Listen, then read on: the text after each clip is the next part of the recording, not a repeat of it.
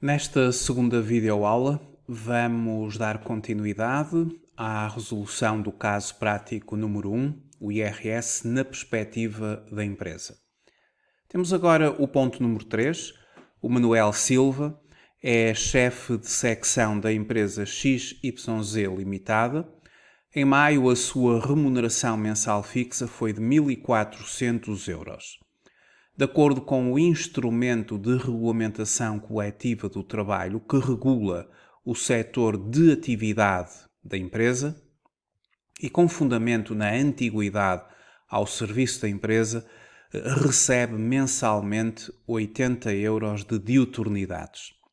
O subsídio de alimentação corresponde a 5,34 euros por dia. Por deslocação ao serviço da empresa, recebeu 2 dias de ajudas de custo com diária completa no valor diário de 80 euros. Deslocação em Portugal. Foram processadas comissões de 390 euros. O Manuel Silva é casado, 2 titulares e tem 2 dependentes. Um dos dependentes possui um grau de deficiência com incapacidade permanente superior a 60%. O Manuel foi admitido no dia 2 de fevereiro de 2012. Vamos então, em primeiro lugar, aferir sobre os valores brutos e líquidos, ver quais estão sujeitos, quais não estão sujeitos ao imposto, ao IRS e também à Segurança Social, e depois determinar o valor líquido que terá que ser pago ao Manuel. Bom, base, artigo 2º do Código do IRS, artigo 46 do Código Contributivo da Segurança Social. A remuneração mensal de 1.400 euros está integralmente sujeita ao IRS e à Segurança Social. A diuturnidade também está integralmente sujeita tanto a IRS como a Segurança Social. A IRS no âmbito do artigo 2º do Código do IRS, que faz o elenco dos rendimentos do trabalho dependente que estão sujeitos ao IRS, e a diuturnidade é um deles, e o artigo 46 do Código da Segurança Social também estabelece a base de incidência contributiva no que toca aos rendimentos do trabalho dependente, e a diuturnidade também faz parte de valor sujeito à Segurança Social. A diuturnidade é um rendimento do trabalhador dependente. Ele é atribuído em função com aquilo que está estabelecido no instrumento de regulamentação coletiva do trabalho, que regula o setor de atividade da empresa, os direitos, os deveres dos trabalhadores da empresa, da entidade patronal, naquele âmbito de setor económico, do setor da atividade, e a diuturnidade é um valor que está relacionado com a antiguidade do trabalhador ao serviço da empresa. Nós temos que consultar qual o instrumento de regulamentação coletiva do trabalho que regula o setor de atividade em função do CAE, ou da classificação de atividade económica que a nossa empresa tem, face à classificação de atividade económica da nossa empresa, o CAE, nós temos que consultar o contrato coletivo do trabalho, o instrumento de regulamentação coletiva do trabalho, e aferir sobre o direito à diuturnidade.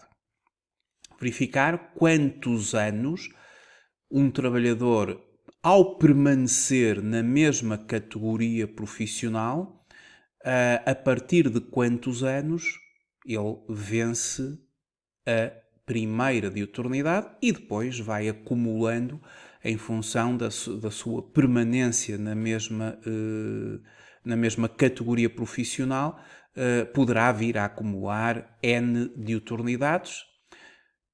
Isto sempre em função do instrumento de regulamentação coletiva do trabalho. No manual, concretamente na área de arquivos, na plataforma, na área de arquivos, existe um documento sobre diuturnidades que eu aconselhava a que lessem, onde explico de forma mais detalhada o que é que são diuturnidades e até exemplifico um contrato coletivo de trabalho e a respectiva cláusula das diuturnidades, como é que naquele setor de atividade as diuturnidades são calculadas. As diuturnidades elas estão sempre sujeitas ao IRS, bem como à Segurança Social. Já o subsídio de alimentação, como é do nosso conhecimento, ele é dividido em duas partes. A parte sujeita e a parte não sujeita. Nós sabemos que até 4,77 € o subsídio de alimentação pago em dinheiro, ele é não sujeito. Já o subsídio de refeição pago em senhas, em vales de refeição, até 7,63 é não sujeito. A partir de 7,63 passa a ser sujeito. Como aqui esta empresa paga em dinheiro, eu considero 4,77. Só que agora multiplico por 18 dias. O subsídio de alimentação vou multiplicá-lo por 18 dias e não pelos 20 dias que o mês de maio teve, dias efetivos de trabalho. E porquê que eu vou multiplicar por 18 e não por 20? Porque esta empresa, durante este mês, vai pagar ao Manuel ajudas de custo, porque ele deslocou-se ao serviço da sua entidade patronal 2 dias, por deslocações em Portugal, e quando existe pagamento de ajudas de custo, naqueles dias em que existe o pagamento das ajudas de custo, em que existe o processamento das ajudas de custo, não há subsídio de alimentação. As próprias ajudas de custo já contemplam o valor para a alimentação do trabalhador. E como há no processamento de salários dias de subsídio de alimentação deduzidos para não acumularem com ajudas de custo, nós vamos considerar apenas 18 dias de subsídio de alimentação e os outros 2 dias serão para as ajudas de custo. Temos 4,77 vezes 18 dias, 85,86. Este é um valor não sujeito. E depois o valor sujeito a IRS é o valor efetivamente pago, 5,34 €, menos 4,77, o limite não sujeito, vezes os 18, o que dá 10,26. Mais uma vez, apenas foram considerados 18 dias de subsídio de alimentação, uma vez que o trabalhador, em maio, recebe 2 dias completos de ajudas de custo. No mesmo dia, não haverá pagamento simultâneo de subsídio de alimentação e de ajudas de custo. As ajudas de custo serão divididas em parte não sujeita e parte sujeita ao IRS. Relativamente às ajudas de custo, nós no enunciado temos que considerar o seguinte. A remuneração mensal fixa deste trabalhador é de 1.400 €. O Manuel Silva é chefe de secção, portanto é um trabalhador da empresa. Ao consultarmos os limites das ajudas de custo, nós temos todos estes limites, que vamos considerá-los.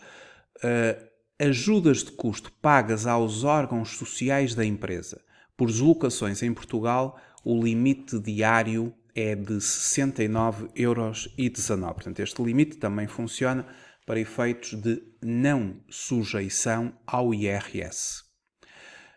Ajudas de custo pagas aos órgãos sociais por deslocações ao estrangeiro, 100,24 €. Estamos a falar de ajudas de custo completas, 100,24 €. E, portanto, estas ajudas de custo completas ou a 100%, com o limite 100,24 € por deslocações ao estrangeiro, significa que se nós pagarmos num dia a um órgão social da empresa 90 euros, está abaixo de 124, não é sujeito ao IRS. Mas se pagarmos, por exemplo, 120,24, ultrapassou 20 euros. E os 20 euros vão estar sujeitos a IRS. O limite é de 124 de não sujeição. Mas isto é para os órgãos sociais. Os administradores, os sócios gerentes das empresas que pertençam aos órgãos sociais. Os trabalhadores, eles têm outros limites e tudo tem a ver com o vencimento do trabalhador, ou a remuneração, melhor dizendo, do trabalhador. Então, ajudas de custo pagas aos trabalhadores por deslocações em Portugal, quando a remuneração dos trabalhadores é superior a 1360,03, são 50,20. Estes 1360,03 corresponde àquilo a que se chama ao nível 18 da tabela remuneratória da função pública. E este nível 18... e temos aqui o valor considerado em 2020, o valor considerado em 2020 e 2019 ou até 2019. Claro que nós já estamos em 2021 e mantém-se o valor de 2020 até ao nível 18, que tem esta correspondência de valores. Isto são valores que se utilizam para a função pública, para os funcionários públicos. São os valores de referência para os funcionários públicos. O nível 18, o nível 9. Nós, nas empresas privadas, tomamos o nível 18 por este valor. Tomamos o nível 9 por este valor. Um trabalhador que tenha um vencimento superior a este montante em 2020 e 2021, até 2019 foi o valor de 1355,96, terá direito a este enquadramento, ou seja, ajudas de custo pagas aos trabalhadores por deslocações em Portugal com remuneração superior ao nível 18, 50,20. Até 50,20 não há descontos. A partir de 50,20 o excedente fará desconto de IRS e de Segurança Social. Ajudas de custo pagas aos trabalhadores por deslocações no estrangeiro, com remuneração superior a 1360,03, ou seja, nível 18, temos 89,35 € por cada dia. As ajudas de custo pagas aos trabalhadores por deslocações em Portugal com remuneração compreendida entre o nível 9 e o nível 18, 43,39 por dia. Ajudas de custo pagas aos trabalhadores por deslocações no estrangeiro com remuneração compreendida entre o nível 9 e o nível 18, 85,50. Quando estamos perante trabalhadores cuja remuneração é inferior ao nível 9, que corresponde a 895,21 2020 e 2021, 892,53 até ao ano 2019. Então, no caso concreto, o valor diário de não sujeição das ajudas de custo, quando a deslocação é em Portugal, é de 39,83. Quando a deslocação é no estrangeiro, 72 euros e 72 cêntimos. As ajudas de custo destinam-se a compensar os trabalhadores dependentes e os membros dos órgãos sociais das despesas por si suportadas quando deslocados do seu domicílio profissional ao serviço de entidade patronal. As ajudas de custo aplicam-se em deslocações diárias para além de 20 km do domicílio. Em deslocações por dias sucessivos, consideram-se ajudas de custo em deslocações superiores a 50 km do domicílio. Já agora, para além das ajudas de custo, também existe a utilização da viatura própria ao serviço de entidade patronal, quando o trabalhador utiliza o seu próprio carro ao serviço da empresa e o valor ao quilómetro é de 36 cêntimos. Significa que até este valor não há incidência ao nível do IRS. Já agora também ao nível da Segurança Social. Se uma empresa pagar por cada quilómetro acima de 36 cêntimos, vamos imaginar 40 cêntimos, o excedente, 0,04, se for 40, vezes o número de quilómetros, vai estar sujeito ao IRS e à Segurança Social. Quando as empresas pagam o abono relativamente à compensação pela utilização da viatura própria ao serviço de entidade patronal, vamos ter que fazer o preenchimento do chamado boletim itinerário. Quando as empresas pagam ajudas de custo, vamos ter que fazer o preenchimento de um documento que se designa por mapa de ajudas de custo.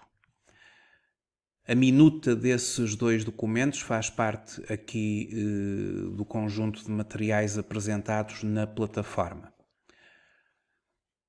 Ora bem, como o Manuel tem uma remuneração mensal de 1.400 euros, sendo ele trabalhador da empresa, ele tem, obviamente, um valor que, comparativamente com os funcionários públicos, é superior ao nível 18. É um valor superior ao nível 18, comparativamente com a tabela remuneratória da função pública. Portanto, e considerando que ele está a ter uma deslocação em Portugal, nós vamos considerar como o limite diário de ajudas de custo completas a 100%, 50,20. E vai ser esse o valor que eu vou considerar para efeitos das ajudas de custo.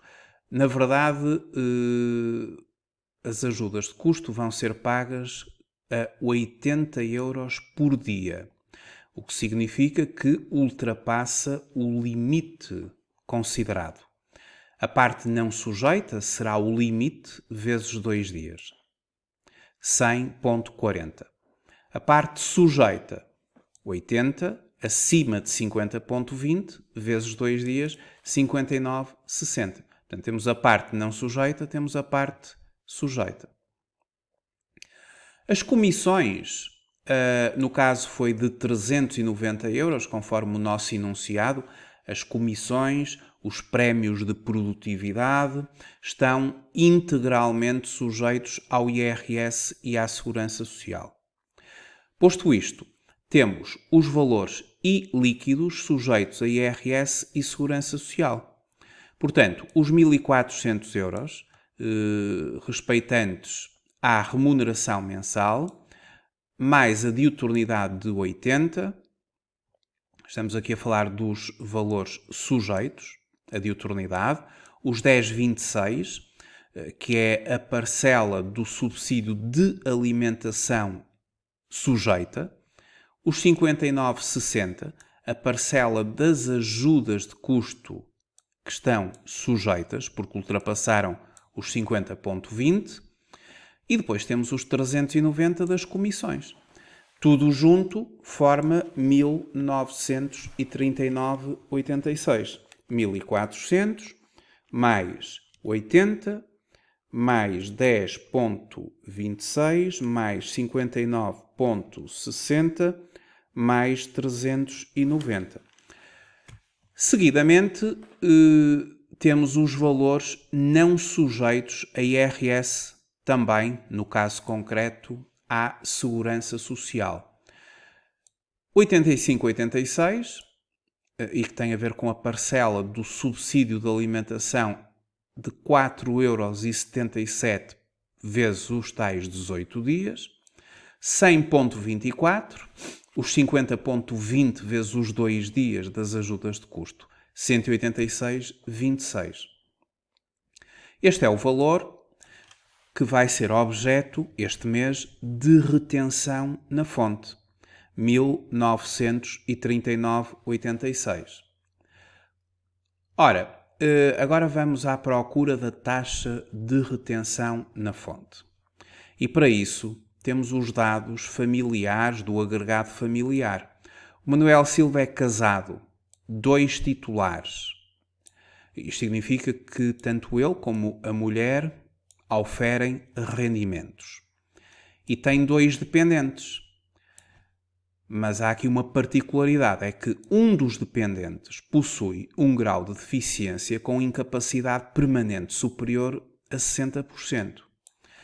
Então, quando nós temos as taxas de retenção na fonte, portanto, temos aqui este despacho 11.886-A/2020, que aprova as tabelas de retenção na fonte sobre rendimentos do trabalho dependente e pensões auferidas por titulares residentes no continente para vigorarem durante o ano 2021. Quando começamos a ler, chegamos aqui a um ponto que nos diz o seguinte. Diz-nos o número 2 que as tabelas de retenção a que se refere o número anterior aplicam-se aos rendimentos a que se reportam pagos ou colocados à disposição de titulares residentes em território português, com exceção das regiões autónomas dos Açores e da Madeira, que têm as suas próprias tabelas, que já foram aprovadas também em 2021, devendo ainda observar-se o seguinte, e agora é isto que eu quero aqui apontar. Cada dependente com grau de incapacidade permanente igual ou superior a 60% equivale, para efeitos de retenção na fonte, a 5 dependentes não deficientes. Isto significa que vamos utilizar naturalmente a tabela do trabalhador para não deficientes. A deficiência não está no trabalhador, está no seu dependente. Então, este dependente que efetivamente tem este grau de incapacidade permanente igual ou superior a 60%, ele vai ter uma equivalência a 5. Isso significa que nós vamos, relativamente ao trabalhador, vamos considerar como se ele tivesse 5 dependentes. Este dependente, ele tem uma equivalência a 5. Ele tem 2 dependentes. Tem um que tem uma incapacidade, tem outro que não tem incapacidade. Portanto, 5 mais 1 é como se fossem 6. E no IRS, nas retenções na fonte, considera 5 ou mais. E, portanto, vamos para o número máximo de dependentes que são admitidos para efeitos das taxas de IRS. O nosso caso prático diz-nos que um dos dependentes possui um grau de deficiência com incapacidade permanente superior a 60%. Tem equivalência a 5, que juntando com o outro é como se fossem 6, mas são 5 ou mais. Ele é casado 2 titulares. O Manuel é casado 2 titulares. Vamos utilizar a tabela número 3. Já que a tabela número 1 seria para não casado, a tabela número 2 para casado único titular e a tabela 3 para casado 2 titulares, respeitante ao ano de 2021. O valor é de 1939,86. Temos que tomar aqui posição no valor que ultrapasse 1939,86. Temos que ir por 1977 e depois ir à coluna que diz respeito a 5 ou mais dependentes. Logo, a taxa será de 14,6, a taxa de retenção na fonte. Foi então isso que eu apliquei. Eu apliquei a taxa de 14,6, conforme podemos ver, e apliquei sobre os 1939,86, o que dá 283,22. Se multiplicarmos 1939,86 por 14,6, temos 283,22. Estes 22 são perdidos, uma vez que o arredondamento, conforme o artigo 99E do Código do IRS, o mecanismo de retenção nos rendimentos das categorias A e H, a importância, apurada mediante a aplicação das taxas de retenção, é arredondada para a unidade de euro inferior. Bom, mais uma vez, as tabelas de retenção a que se refere o número anterior aplicam-se aos rendimentos a que se reportam, pagos ou colocados à disposição de titulares residentes em território português, com exceção das regiões autónomas dos Açores e da Madeira, que têm as suas próprias tabelas, devendo ainda observar que cada dependente com grau de incapacidade permanente igual ou superior a 60% equivale, para efeitos de retenção na fonte, a 5 dependentes não deficientes. Foi isso que nós fizemos. Já agora, por curiosidade, na situação de casado único titular, o cônjuge que não auferindo rendimentos das categorias A ou H, A trabalho dependente, H pensões, seja portador de deficiência que lhe confira um grau de incapacidade permanente igual ou superior a 60%, equivale para efeitos de retenção na fonte sobre rendimentos de trabalho dependente auferidos pelo outro cônjuge a 5 dependentes não deficientes.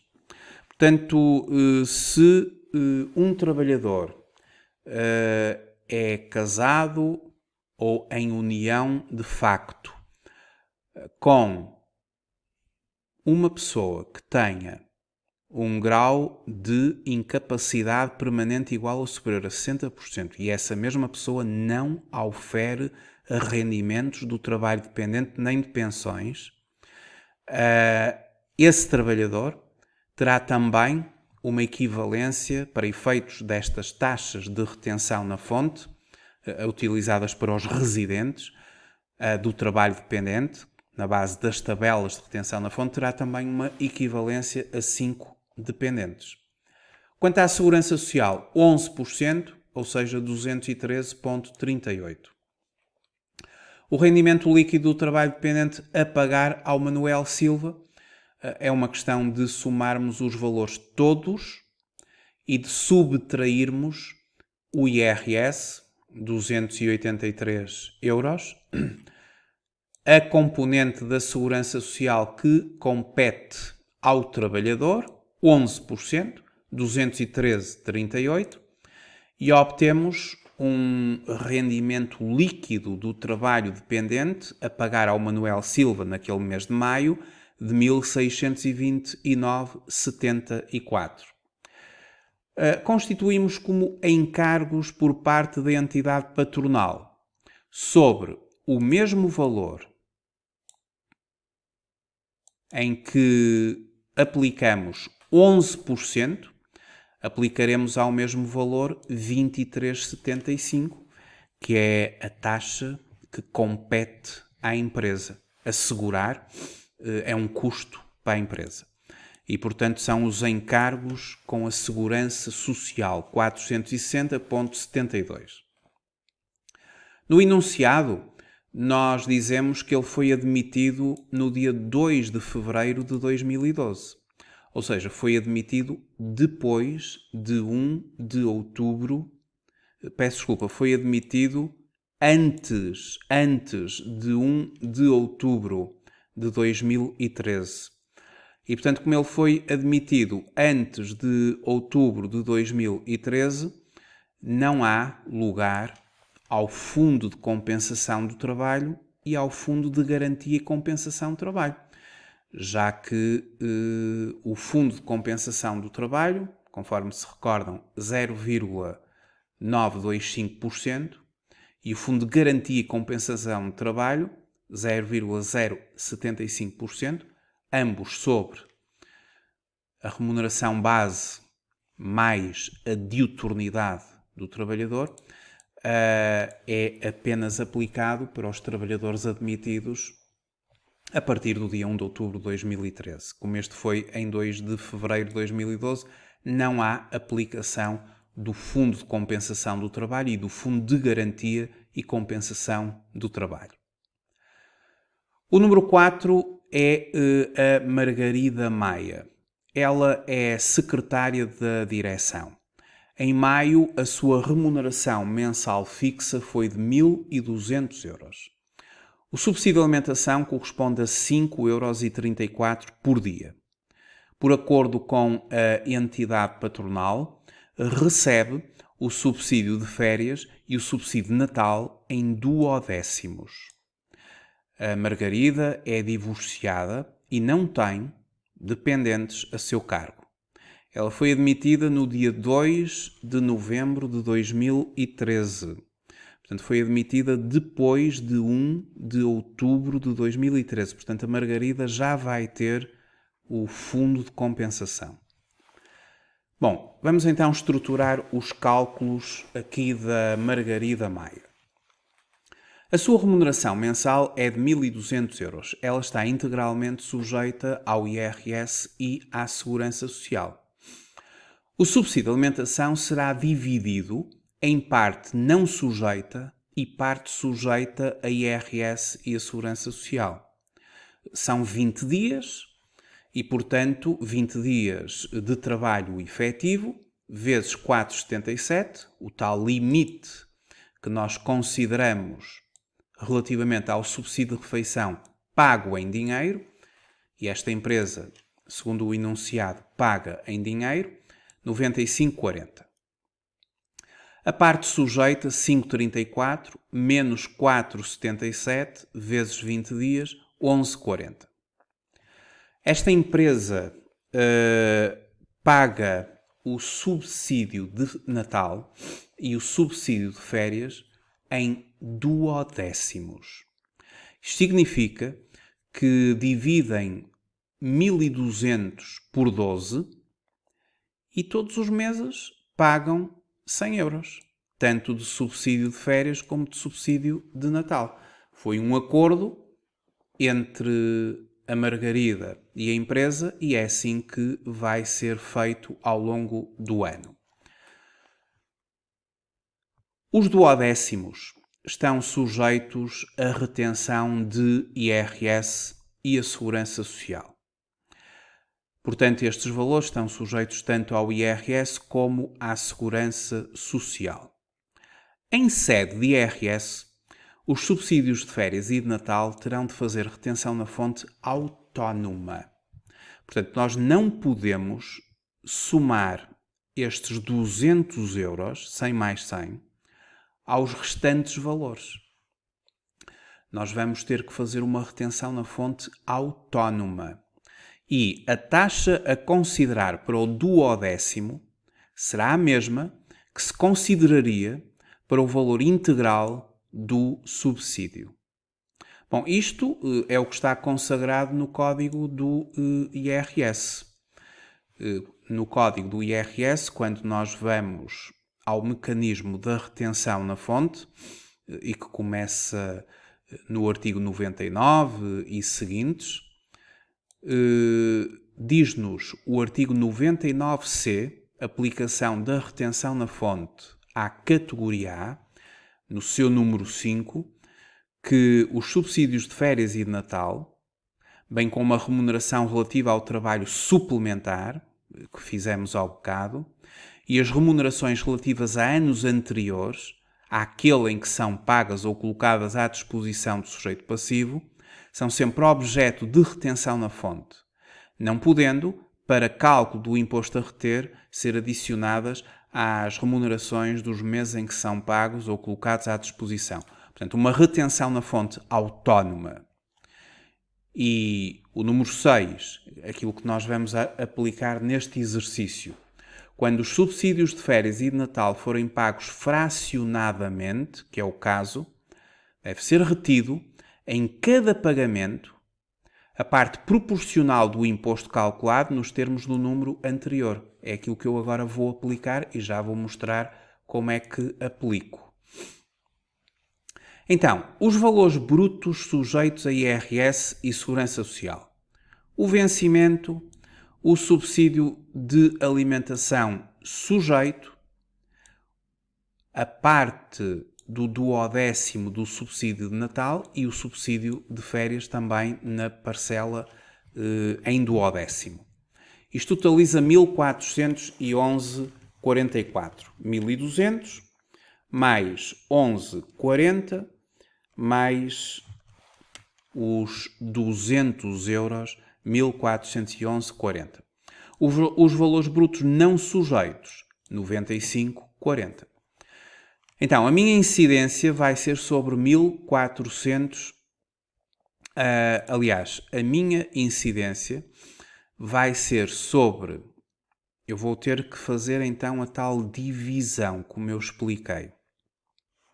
Eu vou ter que pegar em 1.211,40, que é o vencimento mais a parcela do subsídio de alimentação sujeita, e vou ter que aplicar uma taxa de retenção, e depois sobre a parcela do subsídio de férias e do subsídio de Natal, aqui fracionada. Vou ter que autonomizar e aplicar autonomamente também a retenção na fonte, não podendo juntar estes dois valores ao restante, conforme acabei de explicar. Então vamos começar por 1.211,40.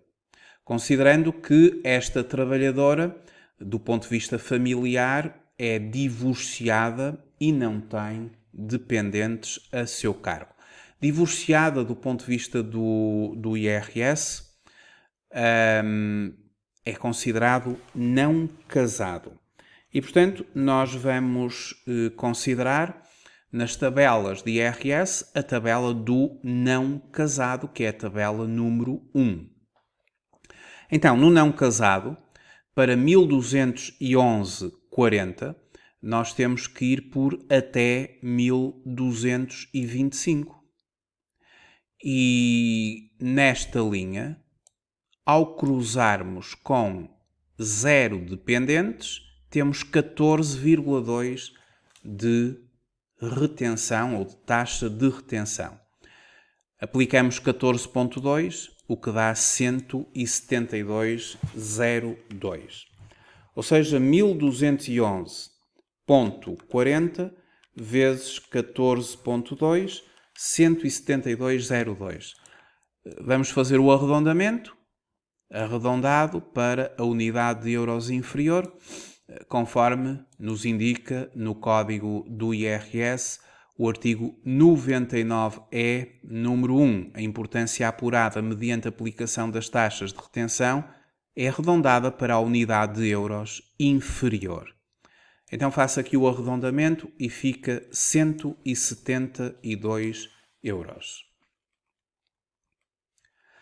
Agora vamos aos subsídios de férias e ao subsídio de Natal. Autonomia, ou seja, fazer a retenção na fonte autónoma, não somar o subsídio de férias e o subsídio de Natal aos restantes valores, porque subsídio de férias, subsídio de Natal e trabalho suplementar fazem retenção na fonte autónoma. Artigo 99C, número 5. Os subsídios de férias e de Natal, a remuneração relativa ao trabalho suplementar e também as remunerações relativas a anos anteriores são sempre objeto de retenção na fonte autónoma, não podendo, para o cálculo do imposto a reter, ser adicionados às remunerações nos meses em que são pagos ou colocados à disposição. E depois o valor que eu vou, portanto, a taxa de retenção que eu vou utilizar para o subsídio de férias e para o subsídio de Natal, que estão a ser pagos fracionadamente, será relativamente ao valor todo do subsídio de férias e de Natal. Isto significa o seguinte: eu para os 100 euros de fração do subsídio de férias, utilizo a mesma taxa que utilizo para 1.200 euros. Porque indo à tabela, para 1.200 euros, a taxa será de 14,2. Porque porque 1.200 é a base do subsídio de férias e do subsídio Natal. Será 1.200 a dividir por 12, o que dá 100 euros por mês. E esses 100 euros por mês eu vou utilizar a taxa de 14,2, que seria a taxa que eu utilizaria ao valor completo de 1.200. Tanto faz aplicar 14,2 vezes 1.200 ou 14,2 vezes 12 vezes 100. Vai dar exatamente a mesma coisa, só que eu estou a repartir a retenção ao longo de 12 meses, o que é perfeitamente justo que assim aconteça. A retenção no fim vai ser exatamente a mesma que se fosse pelo valor total. É essa a perspectiva que temos que seguir. 14,2 vezes 100, 14,20. Arredonda para 14 euros. E no subsídio de Natal a mesma coisa. Arredonda para 14 euros.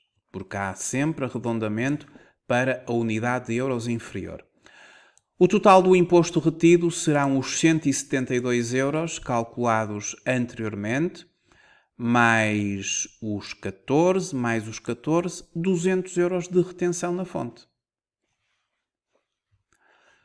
Uma nota. Foi realizado o arredondamento parcela a parcela, arredondei esta parcela, arredondei esta parcela, arredondei esta parcela, sempre para a unidade de euros inferior.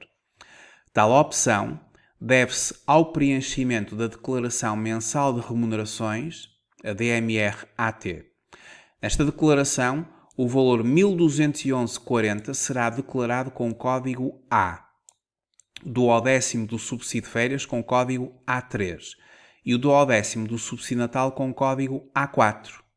A parcela do subsídio de alimentação não sujeito 95,40 é declarada com o código A21. Portanto, quando do preenchimento da Declaração Mensal de Remunerações AT, que é a declaração que se segue do ponto de vista declarativo, esta questão do processamento de salários, estes trabalhadores, a empresa vai ter que declarar tudo isto, todos estes cálculos que nós estamos aqui a fazer, na DMR-AT, a Declaração Mensal de Remunerações AT. E vai ter que haver uma linha autónoma para o valor do vencimento mais a parcela do subsídio de alimentação sujeita, uma linha autónoma para o subsídio de férias, para o subsídio de Natal, e nessas linhas autónomas tem que vir a retenção de cada um deles. E por isso é que eu faço fracionadamente, porque depois todos estes valores em linha vão ter que ser declarados para este trabalhador. A Segurança Social vai pelo total, a componente que diz respeito ao trabalhador, 11%, 1.411,40, 155,25. Quanto ao rendimento líquido, temos os 1.200, mais os 95,40, mais os 11,40, mais os 100, mais os 100, menos o IRS de 200, menos a Segurança Social, ou seja, 1.151,55. Este mesmo valor que esteve sujeito à Segurança Social na parte do trabalhador, a empresa vai aplicar 23,75, que é o seu encargo social relativo à Segurança Social. 335,21, esta é a parte que diz respeito à empresa. A Segurança Social vai receber a parcela do trabalhador mais a parcela da empresa, no conjunto 34,75.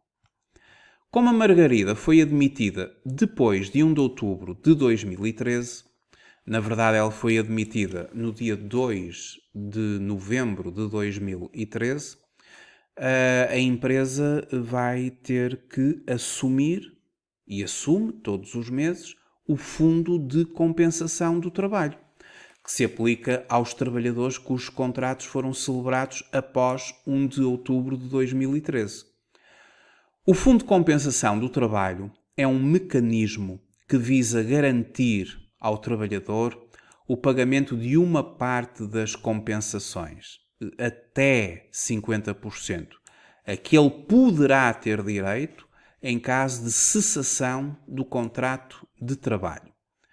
Para os trabalhadores admitidos desde outubro de 2013 e daí para a frente, as entidades patronais terão mensalmente de pagar 0,925% de Fundo de Compensação do Trabalho, FCT, Fundo de Compensação do Trabalho, e 0,075% de Fundo de Compensação e Garantia do Trabalho, FCGT. O Fundo de Compensação do Trabalho e o Fundo de Garantia e Compensação do Trabalho incidem sobre a retribuição base do trabalhador mais as diuturnidades. Esta trabalhadora, ela tem uma remuneração base de 1.200 euros, não tem diuturnidades. E como não tem diuturnidades, o Fundo de Compensação do Trabalho será 0,925% vezes 1.200, 11,10, e o Fundo de Garantia e Compensação do Trabalho, 0,075% vezes 1.200, 0,90. Em conjunto, 12 euros. Então, temos agora os totais. Um resumo dos 4 trabalhadores deste primeiro exercício. A Marta Magalhães, o seu rendimento sujeito, o seu rendimento não sujeito, a sua retenção de IRS, a parcela da Segurança Social de 11% e a diferença, o rendimento líquido. 1.811,40 mais 95,40 menos 353 menos 199,25 1.354,55 rendimento líquido. O mesmo para cada um dos restantes trabalhadores. Estes valores serão importantes para realizar o preenchimento da Declaração Mensal de Remunerações AT, que a empresa vai ter que entregar entre o dia 1 e o dia 10 do mês seguinte, no portal das finanças. E depois temos os encargos por parte da entidade patronal. No que diz respeito à Segurança Social, que são os tais 23,75, e temos aqui os vários valores que foram obtidos no exercício. Entretanto, estes 335,21 que ainda agora foram calculados, da Margarida Maia, a sua parcela de Segurança Social por parte da empresa.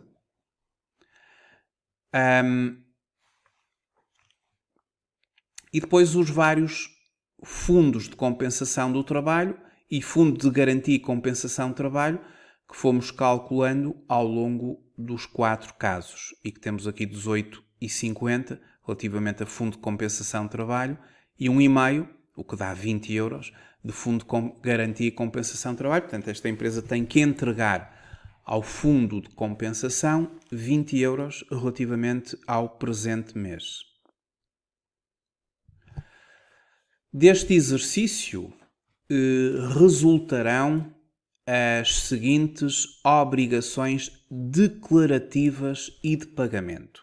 Em primeiro lugar, entregar a Declaração Mensal de Remunerações AT, do dia 1 ao dia 10 do mês seguinte.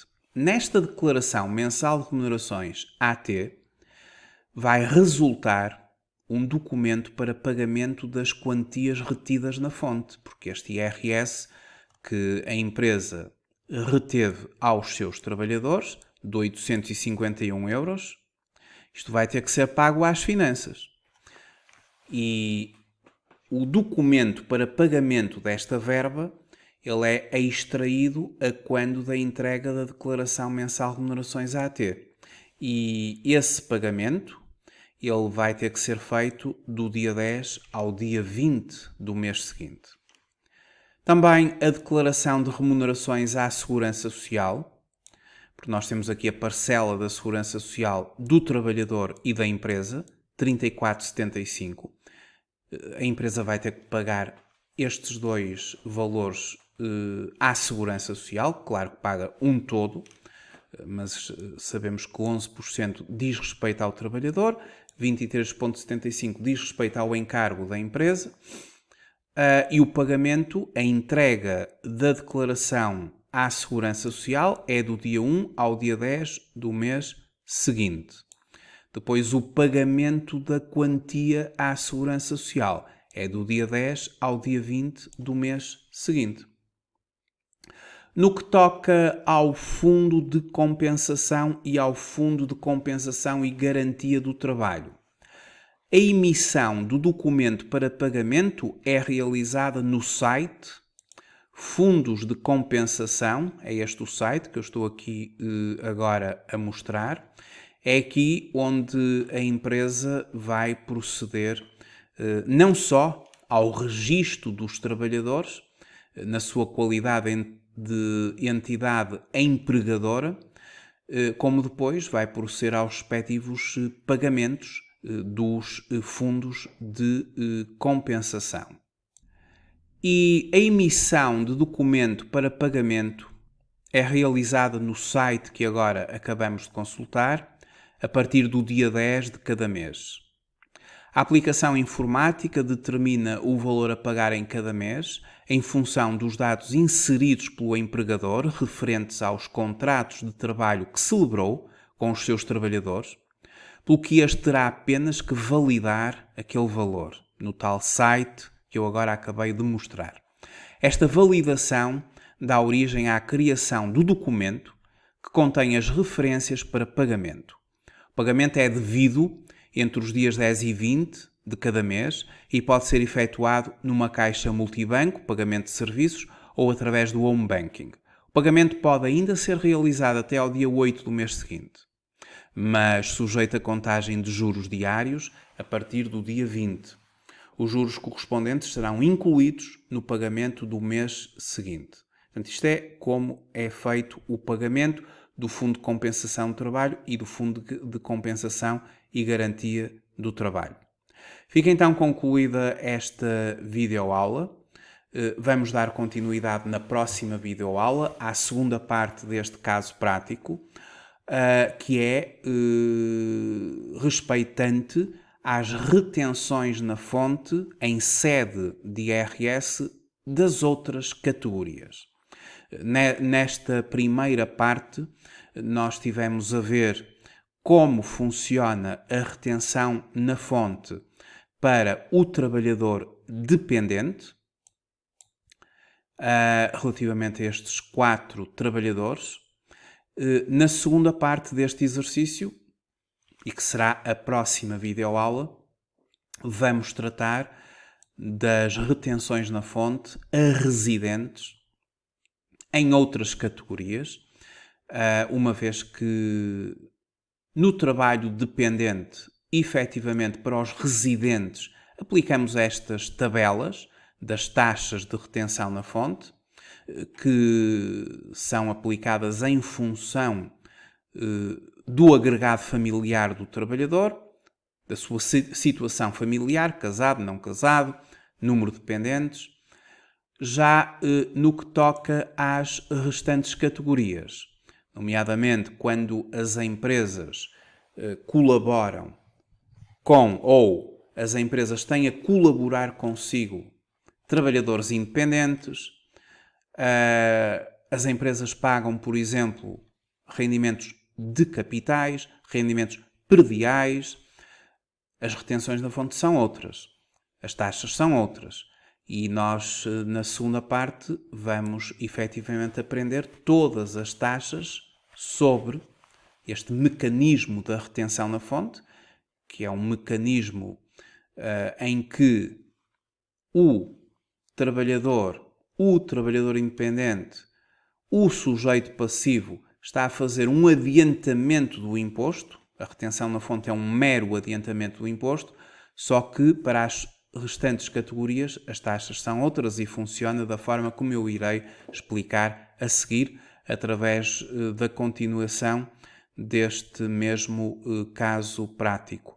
Depois o caso prático tem uma terceira parte destinada também aos não residentes, em que vamos ver como é que funciona aqui o mecanismo do imposto para os não residentes. Fica então concluída esta videoaula e até à próxima. Até breve.